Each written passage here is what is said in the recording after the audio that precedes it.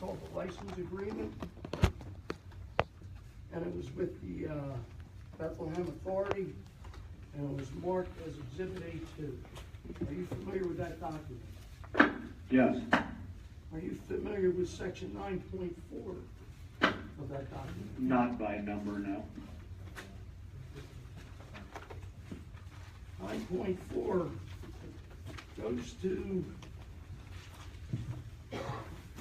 state that you must comply with the MAA, municipalities, the Municipal Authorities Act. Now,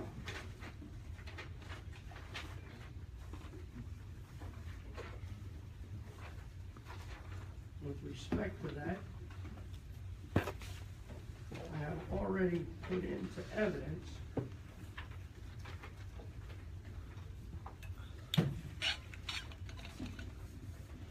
Commonwealth of Pennsylvania. Now,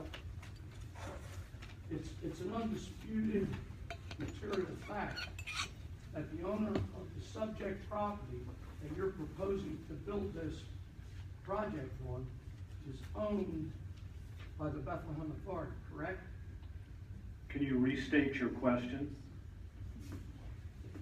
I'm asking if you agree that that's a material fact, that the owner of the subject property where you are proposing to build your project is owned by the Bethlehem Authority. I do not agree that that's a material fact.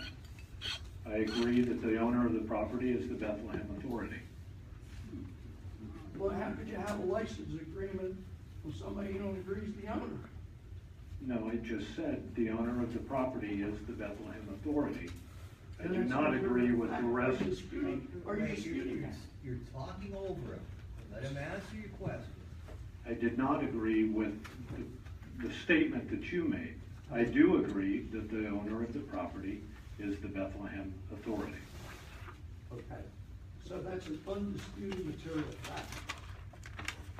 I believe that's been asked and answered. He gave an answer that who the owner of the property is. Go ahead and move on. All right, with that, I'd like to put everybody's attention to this exhibit here. I gave to you in the package. It's, I'd like to mark some of these. Yeah, I'd love to mark them, like F1, F2, because they're my exhibits. How about we just start from the beginning and mark all my exhibits, and then it's going to go a lot smoother. Yeah, I mean, at this point, unless the board has determined that he is in fact a party, I'm not sure that the board has, in fact, I know the board doesn't have the ability to accept any evidence from him. I thought he was simply asking my client some questions, so. You have questions for the witness. That's all we were allowing you to do with this. This Well, that'd be a violation. opinion that you gave me from the environmental hearing board. I also So I gave give you- let me finish.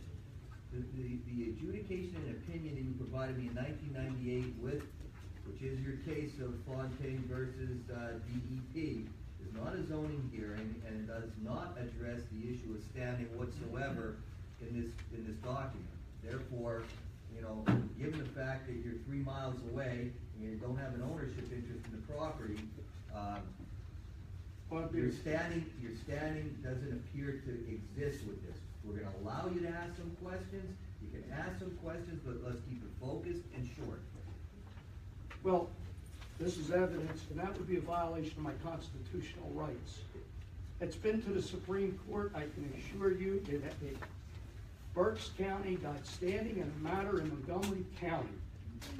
Before the Department of Environmental Protection, Which is a lot had more an strict, administrative hearing, and it's not where it's specifically listed in the zoning ordinance who has standing, which is different. We're going to accept the documents that you gave us in these packets Thank you. as information as we would from anyone else. Please, let's focus on your questions. The clock is ticking. With respect to that document, if you take a look, Are you directing me to look at a I'm document? going to. Okay, if you could, I'd like to have the document so I can review it while you're speaking. Read the highlighted portion of that document. I can't even read the title of the document. Commonwealth of Pennsylvania. Do you have a question related to this document for me to answer?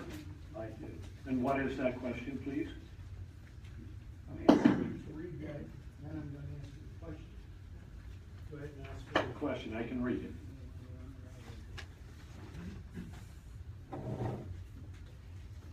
Okay. So after reading that, it says that the subject to all the power, duties, requirements, and restrictions specified and enjoined in the above acts of assembly are all applicable laws of Commonwealth. And then this goes on. Do you have a question about that? I do. Are you Okay. familiar with the Municipal Authorities Act of 1945? No, sir. Well, let me get you familiar with it. I can take a look at this, where they did a name change. And this one says, subject to the provisions and restrictions of the Municipal Authorities Act of 1945 as amended, and all other applicable laws of the Commonwealth. Would it surprise you, as a matter of law, you are not eligible to develop that property? Yes, it would surprise Well, me. now let me prove that to you. Let's look at the next one. Are there questions in this? Because you're saying that you're gonna prove something to them. You're not giving testimony right now, just asking questions. Are you, so you're not familiar with the Municipal Authorities Act? No. But yet, you're part of the lease that cites the Municipal Authorities Act. The the license agreement that we have stipulates many laws that we will comply with, all of which we will and we do. That does not mean I have gone to each and every law in the state of Pennsylvania, which I am obligated to comply with, and reviewed each one in detail. But I am confident that our rights to submit this application are whole and complete, and that the Bethlehem Authority owns the property. Well, let me bring this into the record. And this is direct from the Municipal Authorities Act. And it's under Section V, Authority Projects. And then highlighted as types of projects. Municipal authorities may be created only for purposes specified in the Act. The Act lists a great variety of projects an authority may finance, own, operate, or lease. Among the most common are water supply systems, sewage collection and treatment systems, mass transit, parking facilities, airports, solid waste disposal facilities, and recreation facilities. Authorities may not construct facilities to supply retail, electric, power, gas, telephone, or cable TV service. That's a matter of law. What's the question, sir? This is not testimony on your behalf. And what's the question you have for the witness? Does he understand that? I don't think it might be for the authority to act, to respond to, but not necessarily for this witness. Whether he understands that or not is irrelevant to the zoning here. I would reserve that question to Mr. Radish then. I'm sorry, to something? Mr. Radish. As the director of the authority.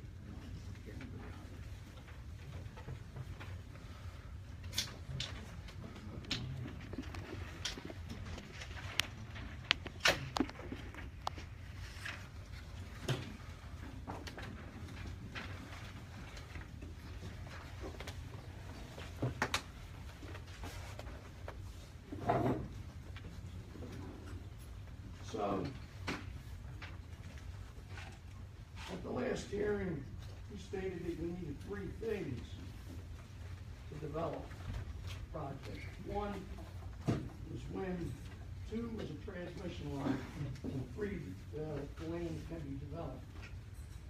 I don't believe the land can be developed as a matter of law. You have a question there. I do.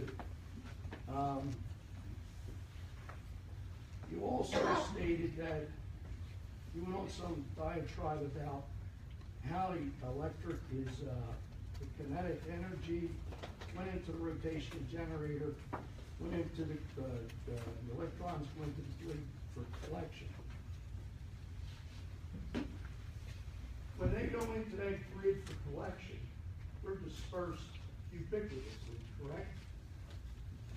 Do you have a question relating to the application before us tonight?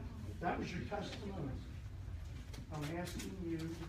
My testimony stands for itself, sir, and I can't really answer to your re-paraphrasing of my testimony. The testimony is what the testimony is. But I think your testimony was that when it generates the electricity goes into the grid. It wasn't specifically directed to a particular, not right to the township or right to the neighbor's property.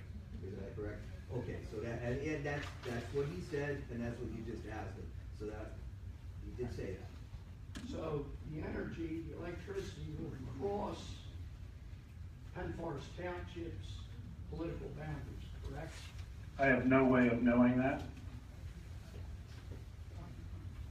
One cannot trace an electron through the lines discreetly. And how do you get paid? Objection. Sustained.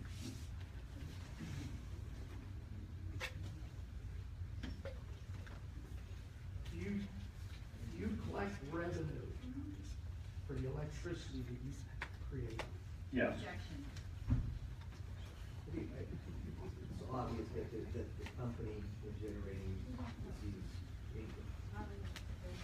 Well, we're gonna allow, we understand your objection, we'll allow the, to answer your question. But I question the relevancy of this for purposes of what they're doing. The relevancy is that it's not contained or confined within the jurisdiction or the political boundaries of Penn Forest Township specifically.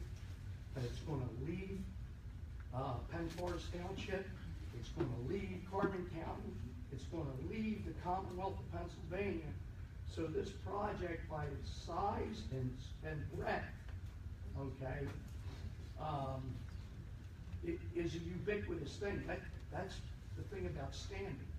So that every place the electricity, your position is every place the electricity goes raises the issue of standing to everybody. And if these electrons and electricity would make it so far as to upstate New York, everybody in upstate New York would have standing regarding the project that's taking place in Penn Forest Township. I couldn't rule on that, but I can say But that's your argument that you have. So we understand that they get paid for it. You're gonna have to move on. For 10 minutes, let's get to the question.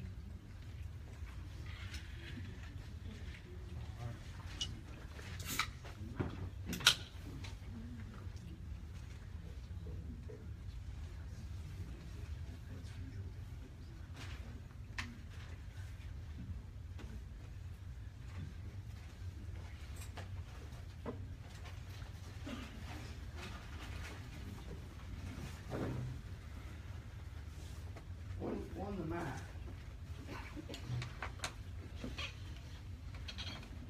can you delineate the steep slopes on that map?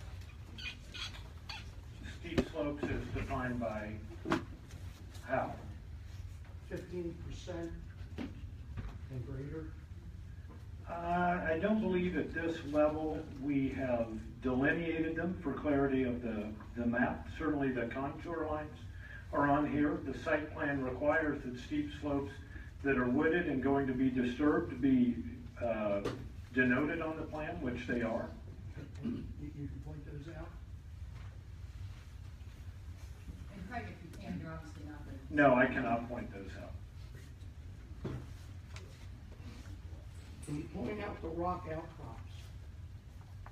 Rock outcrops are not necessarily enumerated separately on this plan. Simply the topography is on this plan. So I don't know that on any plan in 25 years of developing projects, I've ever had a legend that shows a rock outcrop on it necessarily. And it is certainly not a requirement of the site plan in Penn Forest Township for a special exception zoning application. it's recommended. It's on the front page. Do you have a question? Yeah, and you just answered me, you didn't delineate it. How about the stone fields? Are there any stone fields delineated on that map? No. How about floodplains? Did you delineate any of the floodplains? I don't believe the floodplains apply on this particular plan. So I don't believe there is a delineation in the legend for a floodplain. No, I do not see one. How about all the right-of-ways Yes, and restricted covenants? all of the right-of-ways are delineated. What sort of restricted covenants are you? Any restricted covenants? That's too broad, sir. Well, it's part of the application, sir, so the application's not complete. The site plan requirements are complete.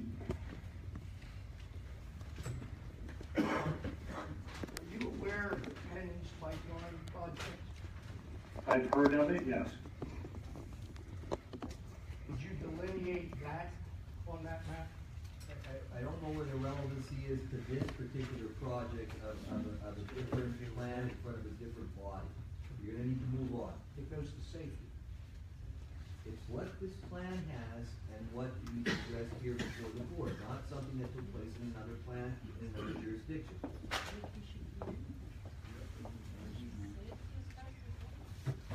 Are you familiar with the zoning application? Yes, sir. Why, is any part of this plan in the R2 zone? Yes, it's both in the R1 and R2 zones. Why wasn't the R2 listed on the cover sheet of the application? I'm not sure of your question. The plan clearly delineates the R1 and R2 district by shading.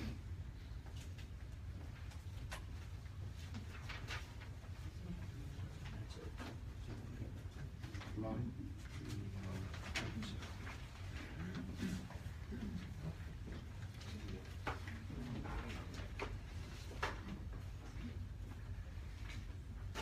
Tell me this. What do you have written there? Excuse me, hold on. I'm sorry. I'm sorry. Tell me this. So what you're referring to is the wind turbines are located in the R1 district. That's where the use is proposed.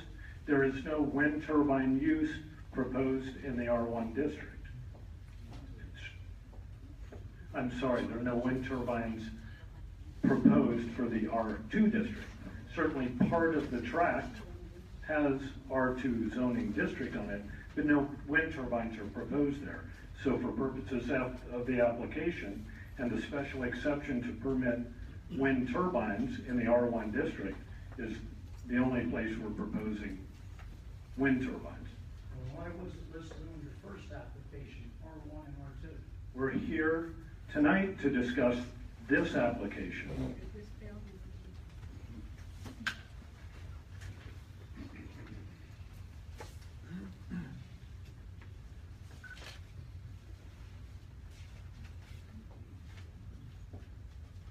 And you said if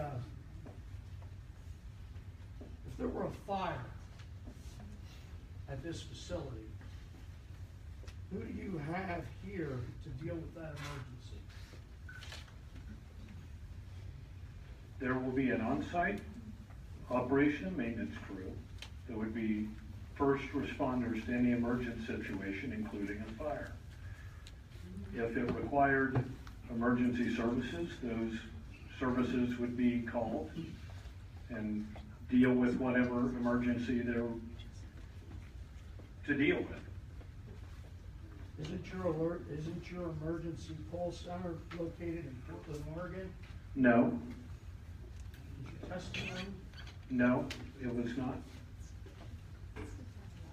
Absolutely was. You testified at the NCC Portland, Oregon Emergency Call Center. No, that is not the emergency call center. That is the NCC, stands for the National Control Center, that does control all of our projects and would control this one. It has the capability of dispatching emergency services whenever the on-site crew is not here.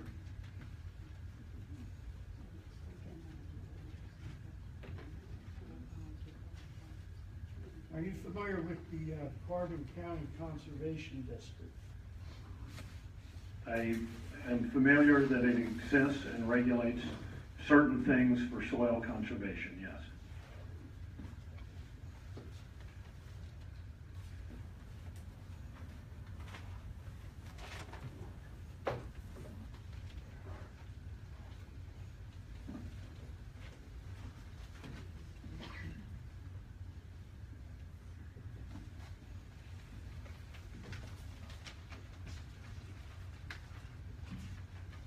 Are you aware that you are in a critical zone with respect to the comprehensive plan of Carbon County and the Conservation District? No. To the extent that these questions are going to relate to stormwater, we will have a engineer speak to stormwater design later. Well, according to the map from the Middle Carbon County Regional Comprehensive Plan, your project, Sir, you're gonna ask him a question, say he wasn't familiar with it. I'm not trying to belabor this, you gotta move to the point. If there's legitimate questions you have, ask your question. Because there will be an engineer, and I'm sure that that matter will be addressed as part of it, but he said he didn't know that he was in that district. So he's already said he doesn't know. well, for a guy that's supposed to be the director and head honcho of the project, he doesn't know much. It's not here to be argumentative, Objection. you have to, exactly, that answer will be, that question will be stricken. Just ask him your question. In the scope of this application, you're also asking for variances and interpretations and other relief from the zoning hearing board that it may ultimately deem necessary. So I'm asking you, what is your hardship? There is no hardship. This is a special exception Thank you. application subject to the standards of 402, Thank A you. 54. So you maintain you have no hardship? That's an answer, he said that, he said it. And you talked a little bit the last time about interference. I believe that was number 12 on the application. For either side, I'm in what they call a zone 1, which means if I lose any more service, I drop to a zone 0. I have no service, okay? So any interference with respect to the disruption of that, I will be directly, immediately, and substantially impacted.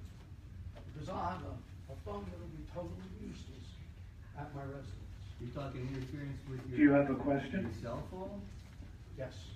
Okay, and is there a question for him regarding that? Yeah, what's his plan? Where is his evidence that that's not gonna happen? So we own and operate more than 60 wind turbine projects across the U.S., including, I think, 4 here in Pennsylvania. We have not encountered anyone with unreasonable or I'm not aware of any claims of cell phone interference from any of our projects anywhere, and moreover, not in Pennsylvania. The standard required by the ordinance is that we avoid unreasonable impacts and mitigate them if they do in fact occur. And my testimony last hearing spoke to that. And so we've reviewed the FCC regulated areas and avoided those.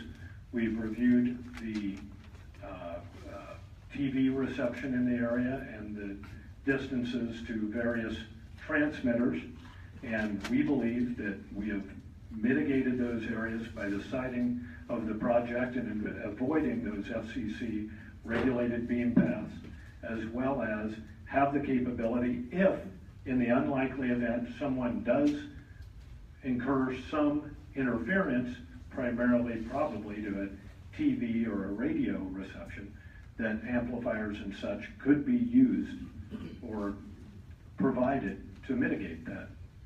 So do you have any evidence at this point that I'm not going to be impacted? No. Okay. Now, let's talk about 502A4, public safety. Risks to public health and safety, and such as are not limited to, let's get right into fire. Have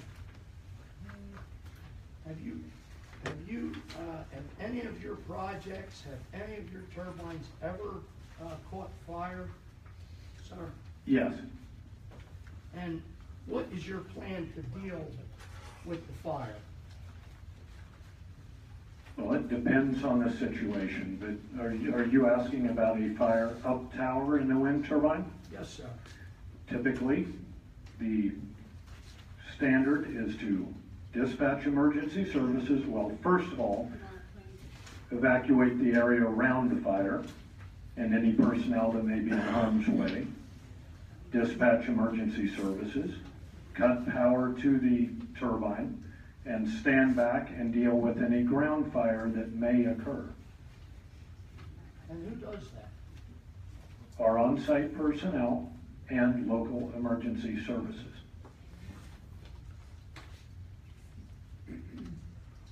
Has anybody ever died in a wind turbine fire? Not that I'm aware of. Not in our fleet. I give the board, He's asked and answered, he's not aware. We have the copy of the document in your hand. you have a copy of that? Let me just show you this.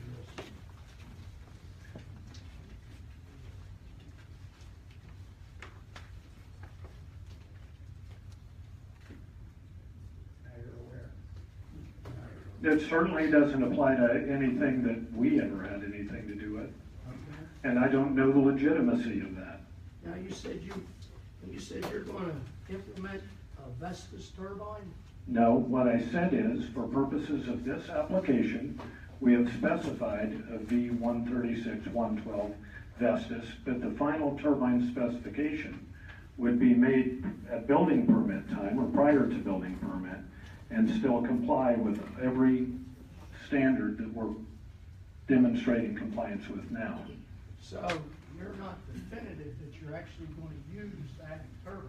Nor are we not definitive. We may use it, but just as we know this project wouldn't be built today when the V136 is available, in 2 years or 3 years, whenever all of the permitting is complete, we will look at the models that are available. It may be a V136.1 that is exactly the same, may have a couple things different. But what we can say is that whatever we would specify would be no higher than 600 feet and meet all of the other setback, sound, shadow, all those requirements that we've considered. 600 feet. Out of all the projects that you have overseen, been a director of, what's the tallest turbine in any of those projects?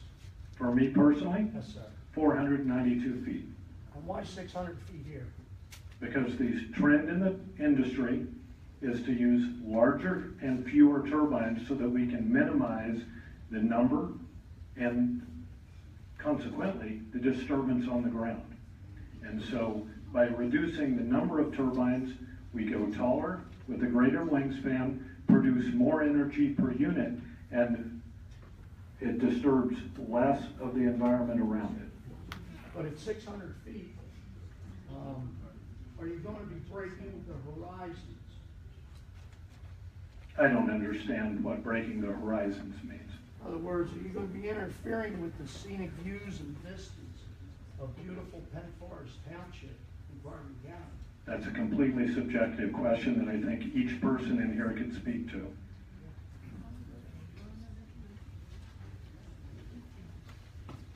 Do you believe that these turbines will be seen from other townships?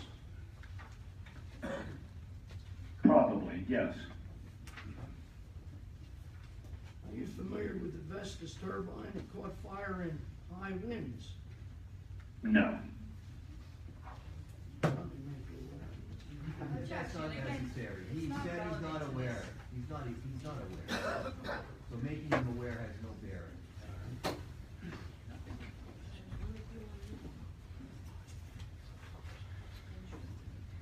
Mr. Freak, we're almost on an hour now of this questioning, so. I'm almost.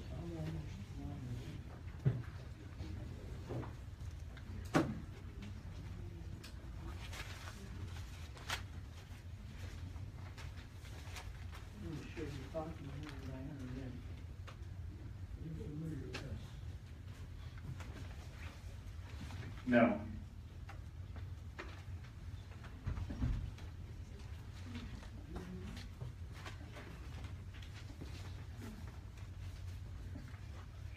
What's Atlantic Wind's relationship with Iberdrola Renewables? Objection, What's the date? it's the relevance of what it has to do with the application. What does it have to do with the application? Has to do with birds. Has to do with suppressing figures. And the question was, is he aware? Or what's the association? Yes. What is, because at the last hearing, he went on a diatribe about Iberdrola and Havana Grid and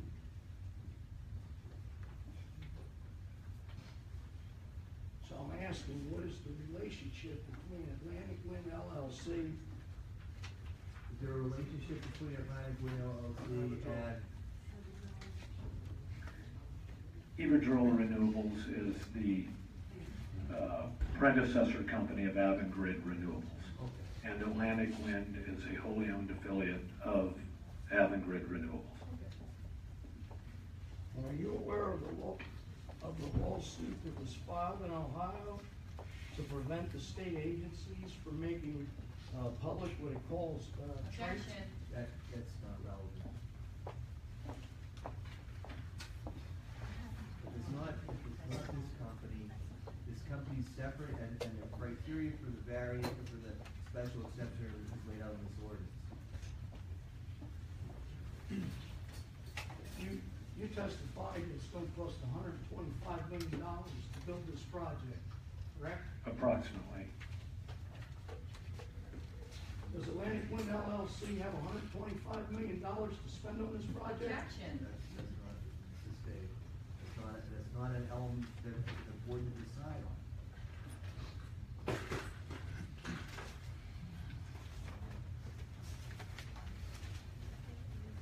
With respect to number 3, under general special exception standards 116, there's traffic.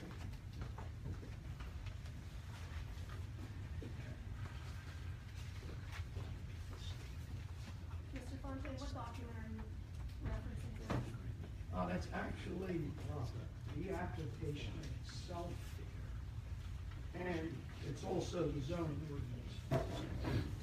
What number would you include? It would be 116C3. 116C. And it's number 3.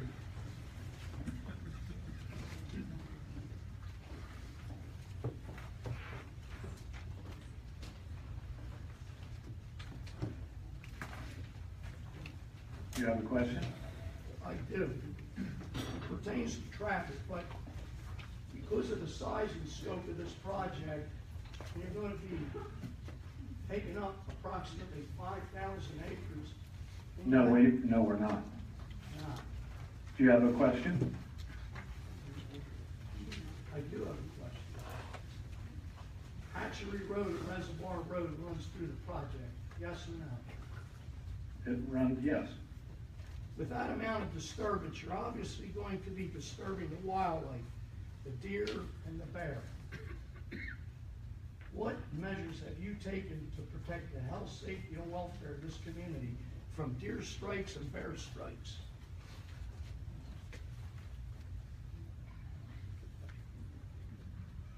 And you can answer the question. you can- I don't know that I could ever answer that question with regard to a wind turbine project.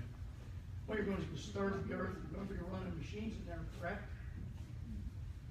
Be hauling tractor trailers in there with huge blades and huge towers, correct? If we build the project, yes, there will be construction, absolutely.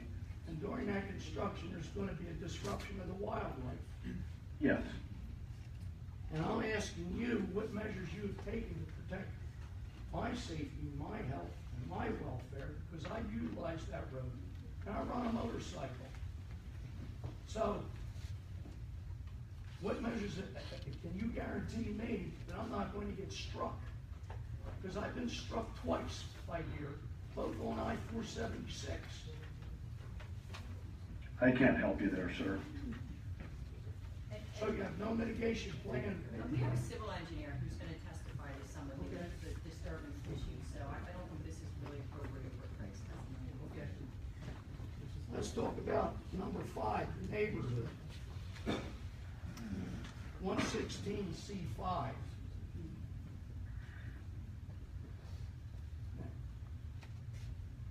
Now, do you live in a neighborhood? In this neighborhood, No, where do you reside? yes, I live in a neighborhood.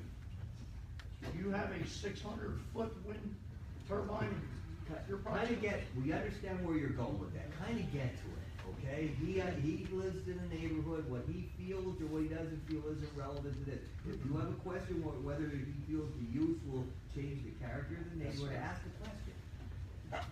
Do you feel that the use will change the character of that neighborhood?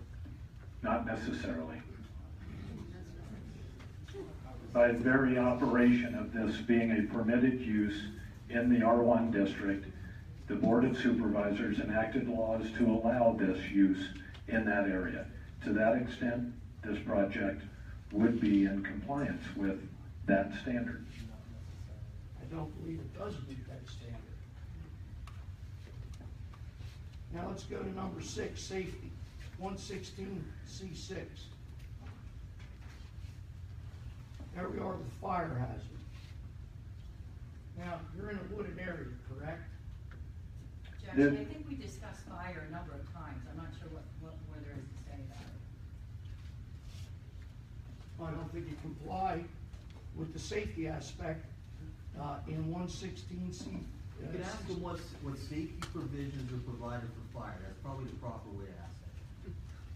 What safety provisions have you provided for fire? We will provide, at construction, upon coordination with the local EMS and all of their assets and capabilities, a detailed emergency plan. And as typical with all of our projects, at time of building permit and in that time when the use is actually employed here locally, that we work with the local EMS, evaluate their capabilities, and coordinate our response with theirs, drill regularly to make certain that the safe and efficient operation of the project can go on and ensure the safety of the employees, the neighbors, the EMS personnel, etc., who may be dispatched to any emergent situation on the project. Can I see a copy of that plan? We have not submitted it yet because it would be inappropriate given the fact that it is not a determined and complete buildable specified plan yet. At zoning, we can demonstrate that this is designed to be safe, designed to meet the standards. don't have the plan in place now? Sir, He said we based would on your not testimony, do They that. don't have it, it's premature at this time, they'll develop that as part of their, plan before the planning commission or prior to having it completed. And it may be a requirement from either the zoning approval or the planning commission approval, if in fact it was ever given. Let's go to number 7, 116C7, natural features.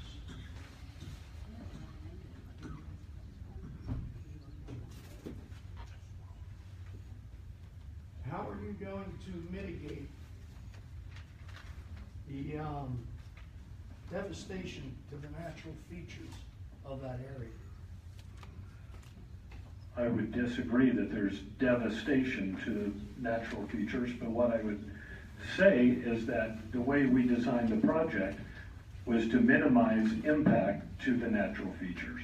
And to do that, we have reused existing logging roads and access ways to the extent possible to minimize any tree clearing. We have limited our number of stream crossings and disturbance of steep slopes by designing the roads to avoid those. And so that's how we are minimizing and mitigating the impact to the natural environment with this plan.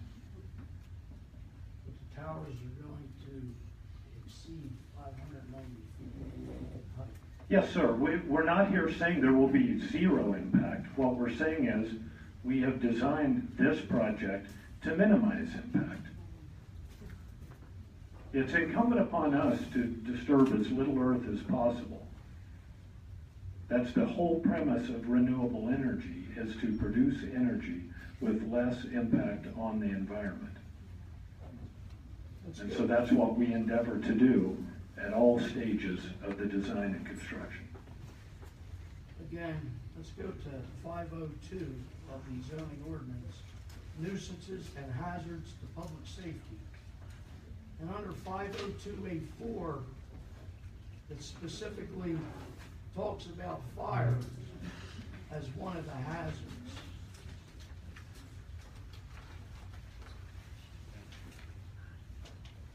My question is, if you have a fire and those turbines melt, what is the toxicity of those? I can't speak to that specifically, no. I don't have that sort of knowledge to answer that question. Any more than I could speak to if a house catches on fire, what's the toxicity of that, or a car, or anything else. Wind turbines are very infrequently involved in that sort of incident. And we produced over 20 million hours of operation with zero incidents in 2016. 2015, I think it was 25.6 million hours with zero incidents. These are incredibly infrequent. Do they happen? Of course, but they are not frequent occurrences. And, are you familiar, let's go to 801B2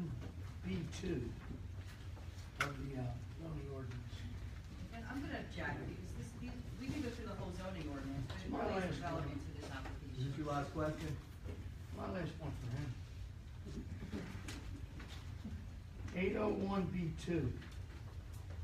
A lot within a residential district shall not include more than one principal use. What is the current principal use of that property currently? Vacant land. Is it not, It's vacant land. is it not under the control of the Bethlehem Authority for the production of water?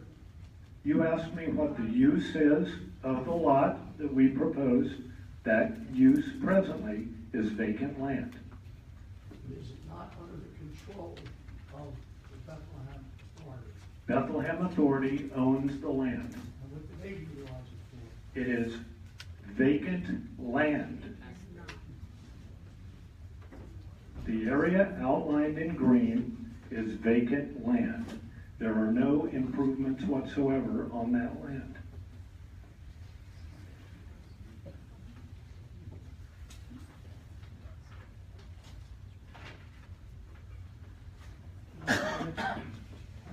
questions I have for you.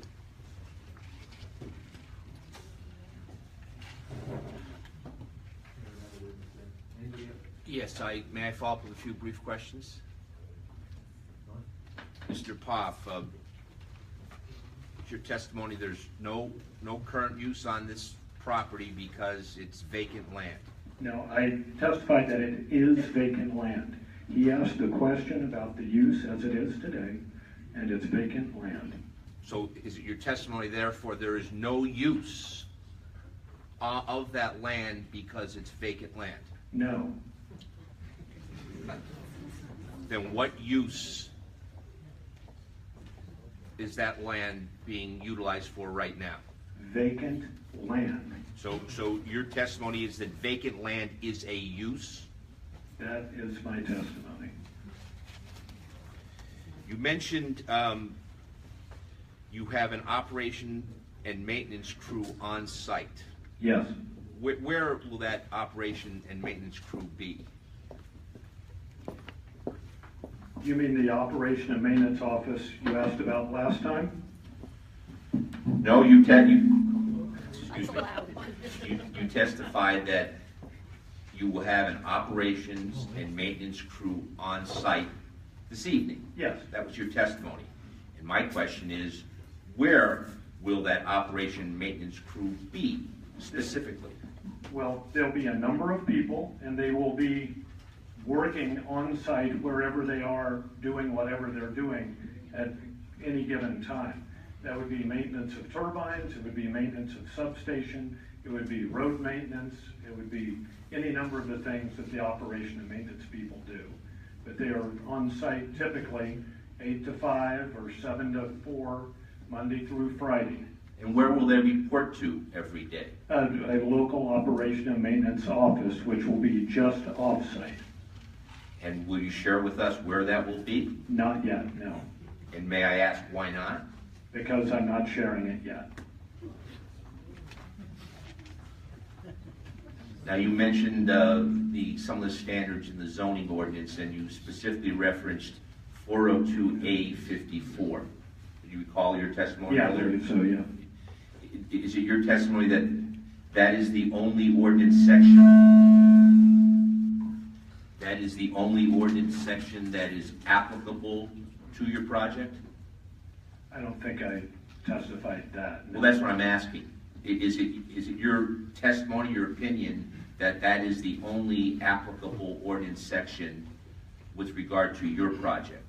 No, the project will have to comply with whatever requirements of the zoning ordinance it has to apply to. 40254A lays out the objective standards for this special exception use. So you agree that you need to meet the standards set forth in the entire ordinance that are applicable to your project? Of course, And you mentioned no fires in 2015 and 2016 at any of your projects? that's my understanding, yes. One of your projects is Locust Ridge. Yes, And what's your status or position with regard to Locust Ridge? I don't have one. I'm not responsible for the operation and maintenance. Were you responsible for the construction? No. Or the planning with regard to that? No. Do you give tours of the Locust Ridge project? I do take people to that project and many others that we own. But that one specifically? Well, yes, I have been there with tours, yes. And are you aware that there were 2 fires at Locust Ridge within the last 6 or 8 years? I am aware of one for certain. When did you become aware of that I fire? don't recall. Because you weren't aware of it the last time you had an application here, were you? Objection. That's the relevancy of whether he was aware of it or not.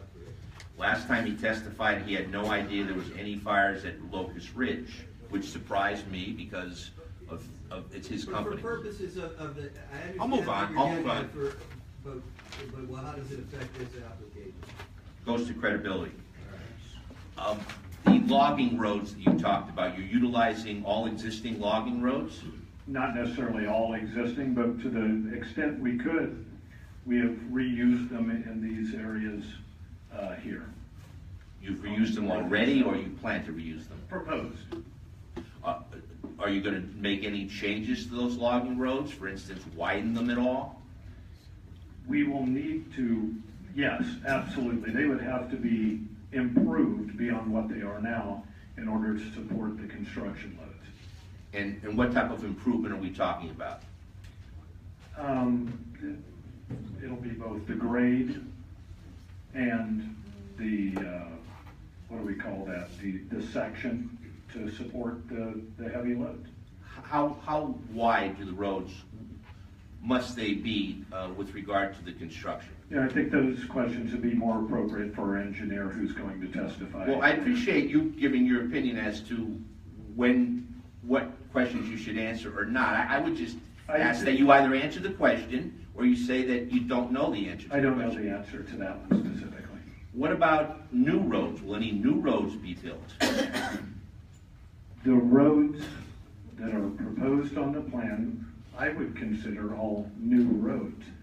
Many of them, or some sections of them, are in areas of existing logging roads so that we could avoid additional tree clearance and utilize the areas that are already cleared. Understood, but I'm asking, are there any new roads that don't, you said that you consider them new roads, but let me ask it this way. There are existing logging roads and you said that you're going to modify those roads to some extent. Am I correct? Yes. And are there any new roads that are going to be built, notwithstanding the modification of the existing roadways? Okay, so let me clarify what I meant to say earlier. Everything on here is a new road. To the extent we could, we are overlapping on existing logging roads to minimize tree clearing. And are all the roads that are going to be utilized if this project is approved, are they shown on that map? Yes. So there will be no changes whatsoever with regard to any of those roads? Maybe I asked that question poorly. I understand that you're going to change those roads. Are the locations of any of those roads going to change, or are they set in stone as shown on your map? Okay, at zoning, we don't anticipate that everything is set in stone. What we are showing here is a very wide limit of disturbance for purposes of this design, and we will propose to build inside of that and minimize disturbance to the extent we can.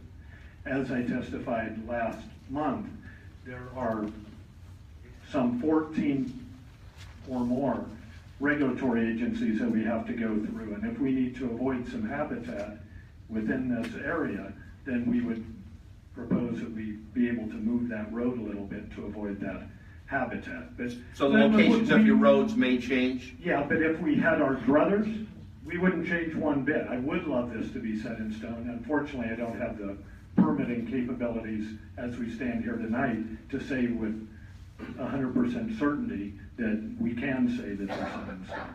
And the same goes for the location of the towers, correct? Yes. That's all I have. May I ask a few questions?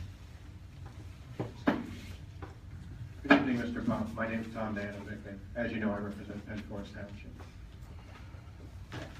At the hearing on March 1st, 2018, you testified, and I'll quote, "In tonight's application, we are specifying the dimensions and qualities, and we refer to the specifications of a Vestas V136 turbine with a 112-meter hub height." Is that correct? If that's what you're reading from the transcript, I would presume that's correct. And I think you indicated that in answer to one of Mr. Fontaine's questions just a few moments ago, if I'm not wrong, correct? Yes? Yes. And my question to you is, I'm assuming that the Vestas 136 turbine is a very fine turbine, correct? Yes. How does the board know that the turbine you're going to use, you're not necessarily going to use the Vestas 136 wind turbine? That's what I heard you say. That's right. So I think this is best explained with a bit of an analogy. So think of a Vestas turbine as an SUV, a mid-size SUV. It could be a Ford Explorer, it could be a Chevy Trailblazer, it could be a GMC Jimmy, any of those things are in that same class. And there isn't a lot of difference in the safety features, the mileage, the features of those. And similarly, looking 2 to 3 years into the future when this project may be built, we will have to procure whatever is available in the market. The V136, 112, we hope is in the market, but we don't know with 100% certainty because we go to the market to procure turbines. If that Ford Explorer or the GMC Jimmy, they stop making it next year, then we can't get it the following year. And so what we have tried to demonstrate here, just as one would with a residential subdivision, or a residential zoning plan, is we are demonstrating that we can comply and meet all of the setbacks, meet all of the standards of 402-854 with that turbine. And possibly we come back in 2 to 3 years for building permits with a turbine that's maybe shorter, that's maybe quieter, that's maybe has different features that still all meet all of the requirements of the zoning ordinance. But my question to you is, how does the township know that? I know you're saying that, but you said, but it might be quieter, but what if it's louder? What if the qualities, please let me finish. What if the qualities and dimensions of the wind turbines that you put in 2 or 3 years from now are not the same as you're describing to the board this evening? How is the township to protect itself? So what I would offer, and what we have done on many other projects, is that a condition of... I'm going to object as to any other projects. Anytime I asked about any other projects, the objection was sustained, saying it's irrelevant. Well, I think his testimony is that what he's proposing to offer as a condition to granting it, which is a stipulation that the board can put as part of it, is what he has offered in other ones. I don't think he's testifying on what they're doing in other ones. He's testifying what he's going to offer to this particular board. Am I correct in how I understood your answer? Yes, but I can actually change my answer just a bit. What I would suggest on this project is a condition that whatever turbine is specified at building permit meets every requirement of the ordinance that we meet today with the V136. It must meet the 45 dBA sound limit. It must meet the height. It must meet every other standard that we're demonstrating compliance with. But of course, that's true. That's obvious. That's what the ordinance says. What if the board were to say the condition is that the wind turbine, if it were permitted, had to be at least meet the standards of the Vestas 136 wind turbine? Meet or exceed. That's my question. Of course it has to meet the ordinance. I know that. Well, I guess what standards are you referring to in the V136? Because it is simply a product, kind of like a 3-bedroom house is somebody's 3-bedroom house may look a little bit different, but it's still a 3-bedroom house. It's very difficult to speak to exactly what the V136 standard would be. And I won't beat a dead horse, but I think the board understands the point I'm making, and I think you understand the point I'm making. Would the applicant be in agreement with the condition that if he presented it as that particular wind turbine, that whatever wind turbine is placed there, it is either comparable to or is better than exceeds those limits? Yes, so it could be quieter, it could be shorter, it could be, any number of these things. And I believe Mr. Bassash testified as well that to the extent that if there were a different specification used in the future, that the applicant would be agreeable to doing another modeling, predictive modeling with respect to the sound, to confirm that would in fact also be in compliance with the sound requirement of the ordinance. Yes. And I think as Attorney Manager indicated, anything that's placed there has to be in compliance with the ordinance. We're just taking this particular one and saying that if this meets it, then whatever you decide to put there has to be that either comparable to or exceeds. That's either quieter, shorter, whatever, but it can't be just a different model. And I think that's the point that Attorney Manager was making. How's the board to ensure that we're, when we're approving something, we're making all these analogies to this particular model, it may not have that. you said it may be, you know, more likely, you know, things get better and better in terms of that, but would the applicant stipulate? Yes.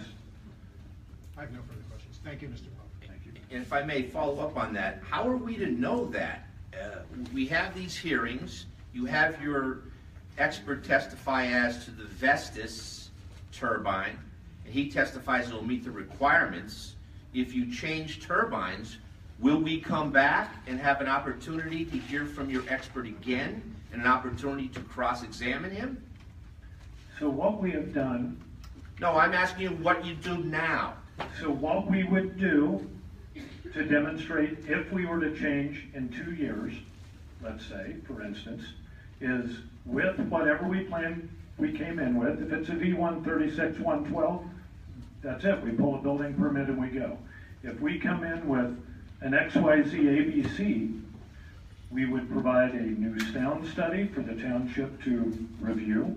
We would show on the plan that we still are on the dots and have the road generally the same as where it is, and the zoning officer would rule upon, are we in compliance with the zoning permit and the conditions thereof? Well, would we have an opportunity to cross-examine your sound expert? I think if they apply for I'm just going, I think from my understanding, if they apply for a building permit, and it's not the same as what was approved as they stipulated to if there was an approval of this project, and that building permit is denied, then a hearing would be held administratively before the Township Board of Supervisors, where that would be if they didn't agree, if it was denied, then it didn't meet it. Would that be correct? Would that be procedurally correct? Well, I don't know. What if it's not denied? It would also be reviewed at the time of land development too, and that's obviously a public. But we're talking tonight about the zoning ordinance. The zoning ordinance sets forth certain standards with regard to sound. What I'm hearing tonight, it seems as though, hey, we may not bring that same wind turbine that we said we were going to use. We may bring another one, but don't worry about it. We'll make sure it complies. When do we get a chance to probe that and to bring our expert in? Let me just, and if, you know, I'm listening to both sides here. You're understanding if it's 10 decibel, and you're saying that this unit is 10 decibel, the maximum, anything that you're gonna propose in the future is gonna be at 10 decibel or less. I think that's the question, or the wind speed or something like that. It's not gonna be something that's gonna be louder. How do we know that? Well, because they have to bring the plans to the board, to the, the planning commission to have it approved. So whatever they're giving us to approve, it's gonna be by the decibel of what it is.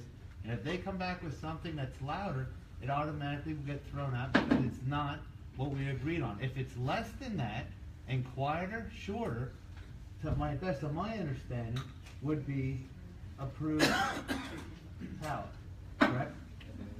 Respectfully, the problem is that them saying so, that this is not as loud or better, infringes upon our due process rights to question them about it and to present our own testimony and our own expert. Well, their sound expert used the data from that manufacturer to come up with their findings. That's correct. All right, well, say another model has better or equal results. But we want to be able to question that when they say that the other model has better or equal Well, we can results. question this one too. And when we are. All right, well, Well, my concern is that it seems like they're changing the game in the middle. Hey, we might change the turbines, but don't worry about it. They'll be okay. but if we're assuming that the data that's given is accurate, then well, they tested it. Well, Well, you know, respectfully, that's their expert testifying. listen, quiet down back there. She can't hear. These are questions. And well, my only concern then is that we have an opportunity at that point to come back here and question the expert. Just because he says it's better and because he tested it doesn't necessarily make it true. And we have an opportunity to bring our own expert in when we know exactly which turbine they're going to use. May I respond to that? It's not a question. There's no question. You're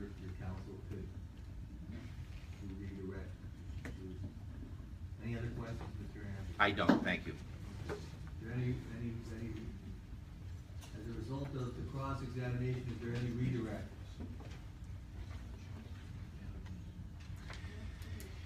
You know, and if I may, I don't think it's proper for an attorney to talk to a witness while the witness is testifying. I think that's pretty basic law, that you cannot speak with your client while your client is on the witness stand.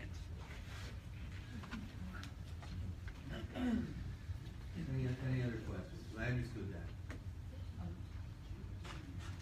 Mr. Pop, did you want to clarify any response to Mr. Anders' last comment prior to his last one? Yes. The way we've responded to this situation countless times on other projects that have quasi-judicial zoning permits, such as conditional uses and special exceptions, is at time of building permit, we submit a package that demonstrates compliance with every standard.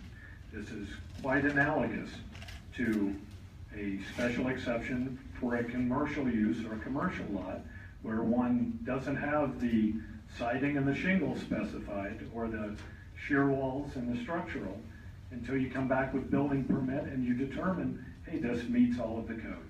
And that's what we would expect the township zoning officer to do before issuing a zoning permit for a building permit application. And in your experience in development over the years, not just for wind turbines, but in general, have you also encountered this with other similar conditional use and special exception process, where the board has imposed a number of conditions on the application, and then the township zoning officer would review those conditions and a package to ensure compliance with all the conditions that have been imposed by the board? Yeah, Objection, leading question. We understand that he has to comply with anything the board imposes. So that's his thing, but we understand. Kevin, is that all you have for this witness? Yeah, I was done with him, yes. Okay. No other cross-examination, you have any other witness?